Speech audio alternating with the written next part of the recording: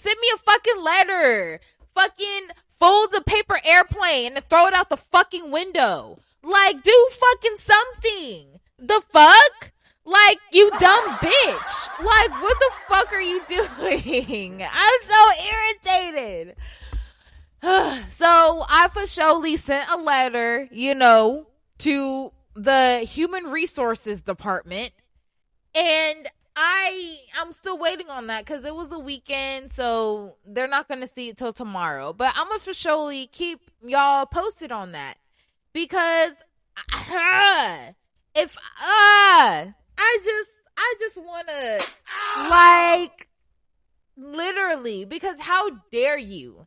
After all the shit that I was nice to these bitches. I had the highest QA score for months in a row at this fucking job. Like, I was doing my shit. It wasn't like I was a lousy ass bitch. Like, no, I was handling my shit, training other people. So it's just fucking stupid. And yes, I am pissed about it, but it's on to bigger and better things, God has better things for me. So on everything. So yeah. That is my motherfucking Queen's Court. I will later on probably say that, yeah. But yeah, fuck that. Fuck that company. This has been another Queen's Court by yours truly. Enjoy the rest of the episode. Literally, yeah. And shout out to Bianca, because she is one of my, I guess, ex-coworkers now. But she does, one of the people I know, she does listen to every episode. So shout out to you. Shout out. Yes. Yeah, she was the first one that called you Mr. Classy. Yeah. So I like that. So love it. So yeah. Tell everyone respect. at work I said hello. Exactly that. All right. Fuck them. All right. Not them, the others. So, all right. So let's move on to this topic here. What you got for me? What you got? Kind of tie it into me taking Cameron to the fucking hospital. How difficult is it to own a pet? It's fucking difficult depending on the pet, but cats, dogs, like your everyday household animals that you would have does come at a big expense. Because a lot of people who have cats, who have dogs, know cats, you got to get litter. You got to get the stuff to put in the litter unless you buy a litter that has that scent thing in it, but then you still want to buy the other thing. Then you got to get the food. You got to feed your cat a specific way. You got to... There's levels to this shit, and let alone if you really love your animal and if it gets sick, then you're going to take it to a vet. Now that vet bill, you would think it's like, they're going to be like, it's an animal. You're going to assume it's going to be like $200-300. Fuck all that. They want 1,000, 2,000, 6 bands. We got to do surgery. We got to do this. We got to do that. It's a band for animals. Like, compared to, like, even fish. Fish is really expensive because there's two types you can have. You have your freshwater and you have your saltwater. People think if I have a saltwater fish and for me to refill the tank up, I just pour salt and water and there you go. No, it is not that simple and it's not that easy. And for those who do that, you're killing your fish.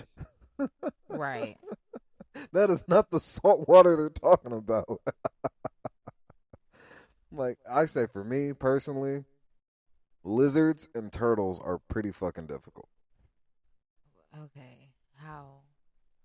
Well, they're cold-blooded, you know what I mean? So they have to be set in specific temperatures. Like, Tony showed me, like, because he has a turtle. And the way he takes care of his turtle, he has to, like, oh, man, there's so much work. But he basically has this little fog thing that cleans out his whole little area. But then he'll put his turtle in this little thing on the ground to where his turtle can walk around, still swim, all that kind of stuff. But it's like a lot goes into taking care of a full-on like turtle. It's not just you feed them and they just swim around. Like, if he taught me that every turtle has its traditional color. It's the ones that you see that aren't their traditional color, they're sick. And a lot of people don't know that. Like, they're reptiles at the end of the day. So everything needs to be to a specific temperature. If it's not there, you're going to get an angry animal. Same with lizards. Lizards will be quick to hung. Shout out to that nigga Cameron. But what's your take though? Because you have two.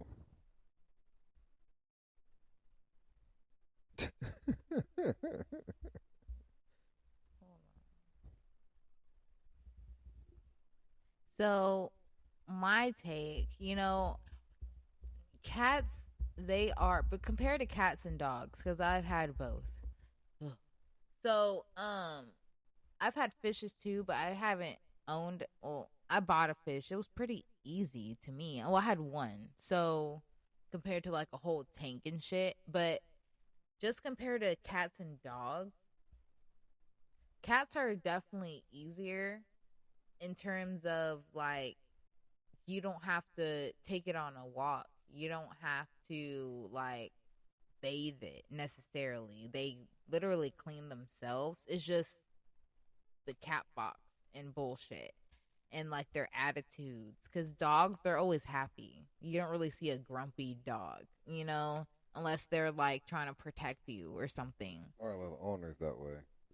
Yeah, so it's just annoying when it comes to vet bills, including preventative maintenance, because you're supposed to have your animal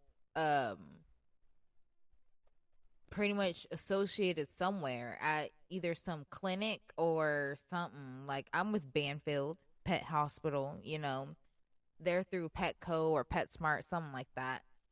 And I take my cat there, Cammy Pew Pew. I take him there and he gets his regular checkups. Like, he's a fucking child. Like, his, any checkup, just making sure he's cool on the daily. And yeah, but he has a package, and that package right there is about $40 a month. And that's only because he's healthy, pretty much. If he's sick and I need to up his package or something like that, I'm looking at $80. If I could be looking up to $80, because when I had another cat and he needed some more shit treatment, it was about $80. So for one cat. Like, damn. Yeah. And the other Cammy, he was still 39 something, like $40. So it was fucking expensive, but they're children, and that's not even including if they need exams and shit. Yeah. This is just regular checkups. Yeah. And that's not even including medications. Nope. So pets are fucking expensive, and then you have to throw in toys and time and dedication to actually spend time with that pet. I didn't know cats can get fucking stressed. Like, I didn't know that either. How the fuck am I supposed to unstress out a fucking cat? Yeah, that's facts. Because me trying to unstress a cat is making me fucking stressed. So I just need to know some shit. But yeah, it's just like, I don't know. Like, we want pets, but I also don't want I don't like the thought of them like dying, because like you have to take care of that too. Some places you have to pay if your pet is passed. Like, it's stupid. Or finding a pet like that. Like, that's happened to me before. That's not fun. So it's just like every time I get a cat or a dog and it starts getting like sick or something's wrong with it, I'm like, I'm never getting a pet again. Like, I'm never doing it ever, ever, ever. But then I think I do, or something. Maybe next time I'll get a fish. I don't know. But something small. Like, I don't know. But it's just, it's bittersweet for sure, because there are fur babies. Yeah, I say for me, the easiest pet to take care of, a lot of people are going to disagree with me, but when I had a cockatoo. Fuck? Yeah. A bird? Yeah. Don't they talk? Aren't they loud? They're not that loud, especially like at night. Once you put the sheet over their cage, they're quiet. Uh-huh. And then in the morning, they're quiet until you take that sheet off because they're asleep. They'll know, like they'll assume once it's dark, it's nighttime, I'm going to bed. But if you leave the cage open, like not open, but take the sheet off, they're gonna be making noise all day. But their kind of noises are like a whistle, because I taught my birds how to whistle. So well, that's you teaching them. Yeah, you have to take the necessary steps to teach them, but they have routines for them as well. Like I used to have fun with my little diamond and biter. I had one that was hella nice, but I had one that was a dick. Obviously, biter was the dick.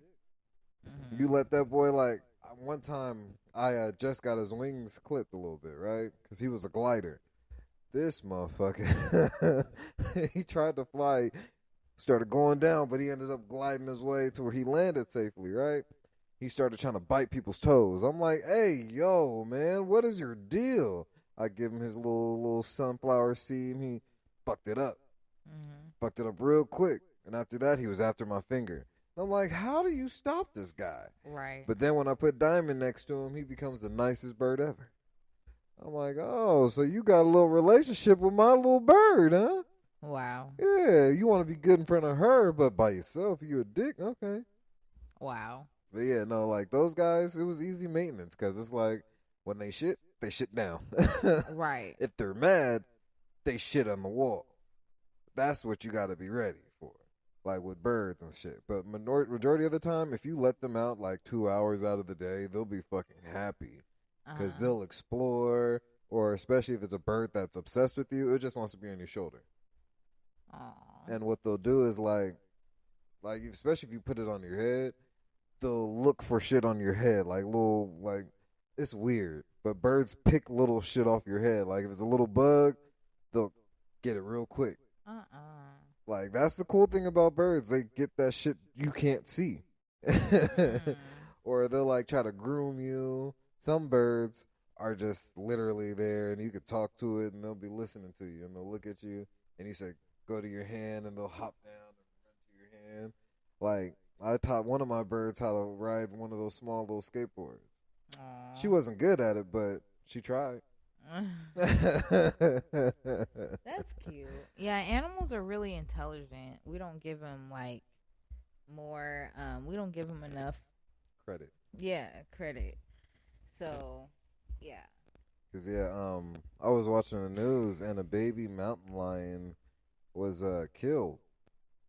I don't think they knew how, but you have a lot of people saying everyone who goes on hikes in that specific area, because it was in California, like, be careful because now that was a cub.